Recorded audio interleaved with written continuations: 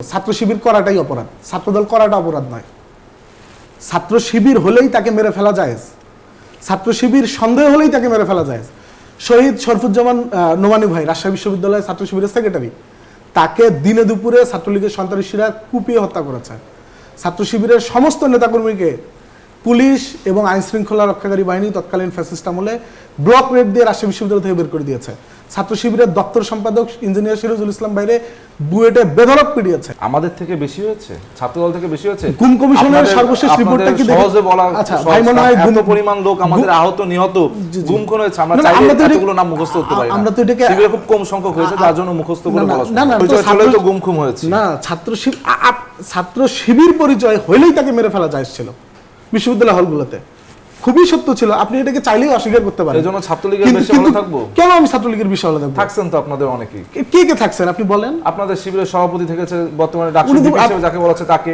আপনাদের শিবিরের যে সেক্রেটারি রয়েছে বা জিএস পদে যিনি জিতেছেন তাকে আমরা ছাত্রলীগের যুগ্ম আহ্বায়ক পদে রেখেছি। তিনি একমাত্র ছাত্রলীগ নেতা যিনি এখনো পর্যন্ত বহিষ্কৃত না হয় অথবা পদত্যাগ না করে।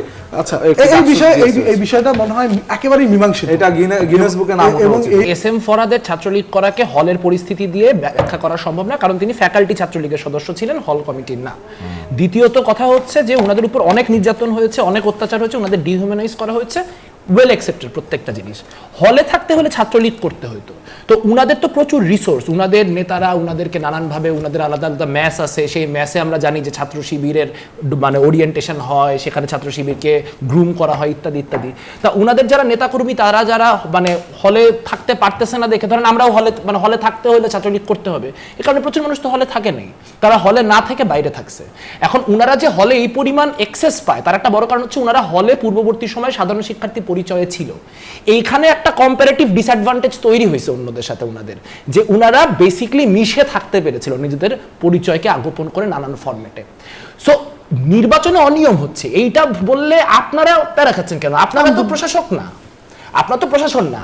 কেন আপনি যে প্রশ্নবিদ্ধ যেই সব কারণে নির্বাচনগুলো হচ্ছে সেগুলোর সলিউশনের জন্য আপনারাও কথা বলেন না কেন? ডাকসুর নেতৃত্ব আপনারাও কথা বলেন যে এখানে এই কোয়ারিগুলো এতগুলা প্যানেল থেকে উঠছে, সেই কোয়ারিগুলা সব আপনার প্রশাসন মিটা। ফ্যাসিস্টটা চলে গেছে, হাসিনা চলে গেছে, আওয়ামী লীগ পতন হয়েছে, তখন তো বিএনপি পন্থীরা সমস্ত সবাইকে বিএনপি পন্থী।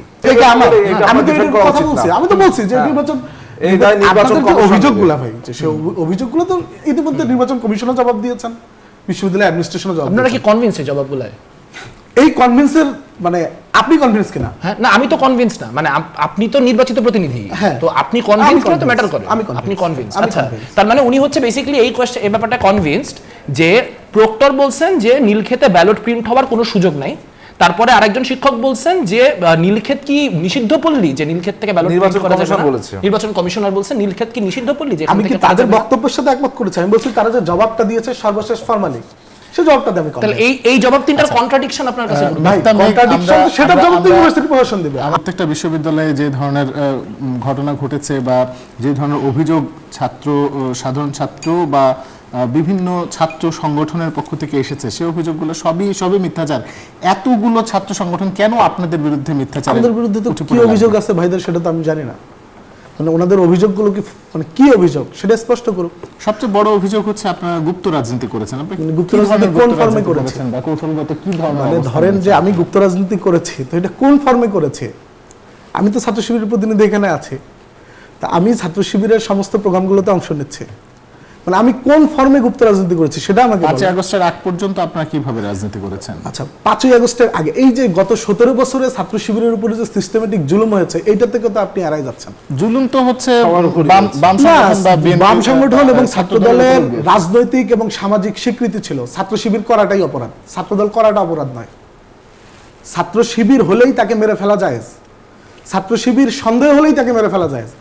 শহীদ শরফুজ্জামান নোমানী ভাই রাজশাহী বিশ্ববিদ্যালয়ের ছাত্র শিবিরের সেক্রেটারি, তাকে দিনে দুপুরে ছাত্রলীগের সন্ত্রাসীরা কুপিয়ে হত্যা করেছে। ছাত্র শিবিরের সমস্ত নেতাকর্মীকে পুলিশ এবং আইন শৃঙ্খলা রক্ষাকারী বাহিনী তৎকালীন ফ্যাসিস্ট আমলে ব্লক রেড দিয়ে রাজশাহী বিশ্ববিদ্যালয় থেকে বের করে দিয়েছে। ছাত্র শিবিরের দপ্তর সম্পাদক ইঞ্জিনিয়ার সিরাজুল ইসলাম বাইরে বুয়েটে বেধড়ক পিটিয়েছে। তাদেরকে নিয়ে আপনারা আলোচনা করেছেন? আসলে দেখুন একটা বিষয় যে আপনি বললেন যে ভাই যদি ইন্টারাপ্ট না করেন তাহলে একটু ভালো হয়। বলি যে আমাদের থেকে বেশি হয়েছে, ছাত্রদল থেকে বেশি হয়েছে। গুম কমিশনের আপনাদের- সর্বশেষ রিপোর্টটা কি দেখে- সহজে বলা, আচ্ছা, ভাই মনে হয় এত গুম- পরিমাণ লোক আমাদের আহত নিহত গুম খুন হয়েছে, আমরা চাইলে আমরা তো এটা- এতগুলো নাম মুখস্থ করতে পারি না। আমরা তো এটাকে- শিবিরে খুব কম সংখ্যক হয়েছে, যার জন্য মুখস্থ করে বলা সম্ভব। না আমরা তো এটাকে অ্যাড্রেস করি যে আমরা তো বলছি না যে আপনাদের উপর কিছু হয় নাই, কিন্তু আমাদের উপরে আপনারা তো ছাত্রদল পরিচয়ে চলতে পারতেন। আমরা তো পরিচয় চলেই তো গুম খুম হয়েছে। না, ছাত্র শিবির পরিচয় হইলেই তাকে মেরে ফেলা যাচ্ছিল বিশ্ববিদ্যালয় হলগুলোতে, খুবই সত্য ছিল। আপনি এটাকে চাইলেই অস্বীকার করতে পারেন। এজন্য ছাত্রলীগের কিন্তু- বেশি হলে কিন্তু থাকবো? কেন আমি ছাত্রলীগের বিষয় হলে থাকবো? থাকছেন তো আপনাদের অনেকেই। কে কে থাকছেন আপনি বলেন? আপনাদের শিবিরের সভাপতি থেকেছে, বর্তমানে ডাকসু উনি তো- ডিপি হিসেবে যাকে বলা হচ্ছে তাকে, আপনাদের শিবিরের যে সেক্রেটারি রয়েছে বা জিএস পদে যিনি জিতেছেন তাকে আমরা ছাত্রলীগের যুগ্ম আহ্বায়ক পদে রেখেছি। তিনি একমাত্র ছাত্রলীগ নেতা যিনি এখনো পর্যন্ত বহিষ্কৃত না হয় অথবা পদত্যাগ না করে। আচ্ছা, একটি এই ডাকসু বিষয়ে দিয়েছে। এই বিষয়টা মনে হয় একেবারেই মীমাংসিত। এটা গিনেস বুকে নাম ওঠা এবং উচিত এই আমার। বিষয়টা একেবারেই মীমাংসিত, এবং এই বিষয়টা ফরদ ভাই নিজেই অনেকবার ক্লিয়ার করেছেন যে তার ছাত্রলীগের কোন অ্যাক্টিভিটিতে তার দেখান, তার সেখানে কোনো অ্যাক্টিভিটিস ছিল কিনা। আর বিশ্ববিদ্যালয়ের হলগুলোর কালচারকে কি তাহলে হামিম ভাই ভুলে যাচ্ছেন?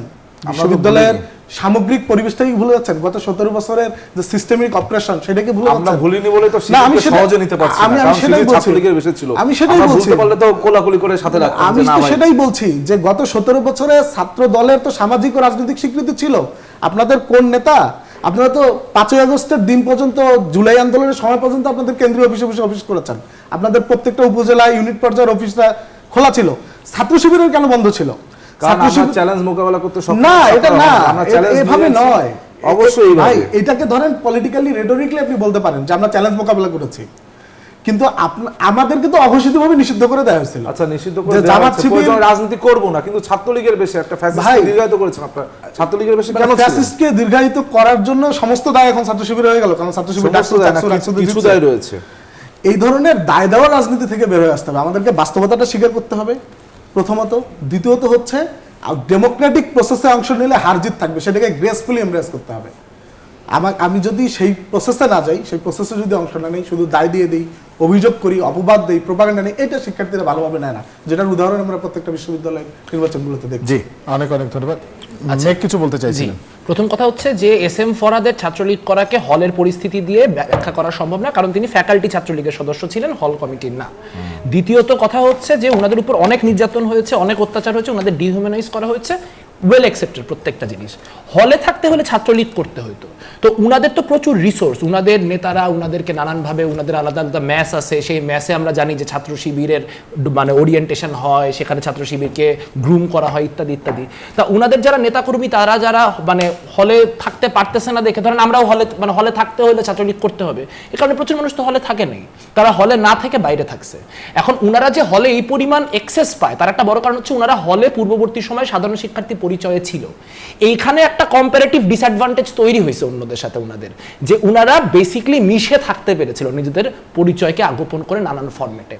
সো নির্বাচনে অনিয়ম হচ্ছে এইটা বললে আপনারা প্যারা খাচ্ছেন কেন? আপনারা তো প্রশাসক না, আপনার তো প্রশাসন না।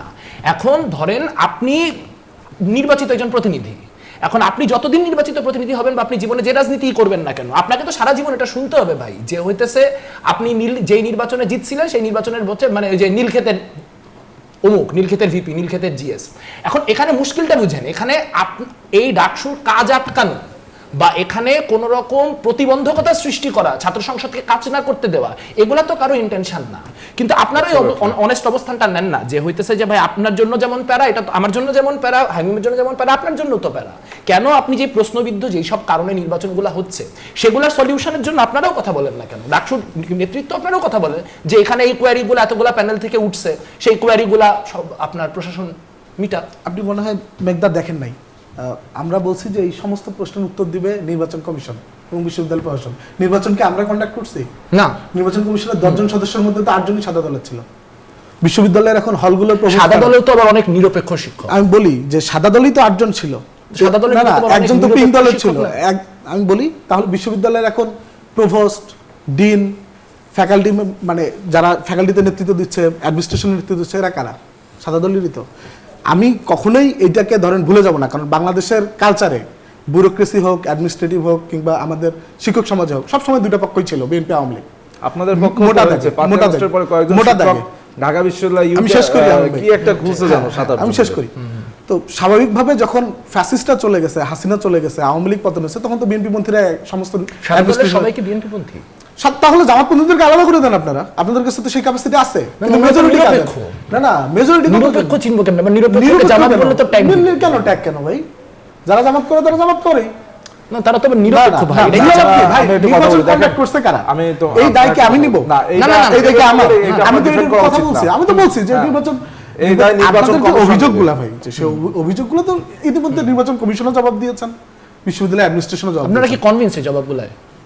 এই কনভিন্সের মানে আপনি কনভিন্স কিনা? হ্যাঁ, না আমি তো কনভিন্স না, মানে আপনি তো নির্বাচিত প্রতিনিধি, হ্যাঁ। তো আপনি কনভিন্স করে তো convinced, ম্যাটার করে। আমি convinced, আপনি কনভিন্স, আমি আচ্ছা। convinced। তার মানে উনি হচ্ছে বেসিক্যালি এই কোয়েশ্চেন, এই ব্যাপারটা কনভিন্সড যে প্রক্টর বলছেন যে নীলক্ষেতে ব্যালট প্রিন্ট হওয়ার কোনো সুযোগ নাই। তারপরে আরেকজন শিক্ষক বলছেন যে নীলক্ষেত কি নিষিদ্ধ পল্লী, যে নীলক্ষেত থেকে ব্যালট নির্বাচন প্রিন্ট করা যাবে কমিশন না। বলেছে। নির্বাচন কমিশনার বলছেন নীলক্ষেত কি নিষিদ্ধ পল্লী, যে আমি কি তাদের বক্তব্যের সাথে একমত করেছি? আমি বলছি তারা যে জবাবটা দিয়েছে সর্বশেষ ফরমালি, সেই জবাবটা দিয়ে আমি তাহলে এই জবাব তিনটার কন্ট্রাডিকশন আপনার কাছে ভাই কন্ট্রাডিকশন, সেটা জবাব তো ইউনিভার্সিটি প্রশাসন দিবে। আমি কনভিন্স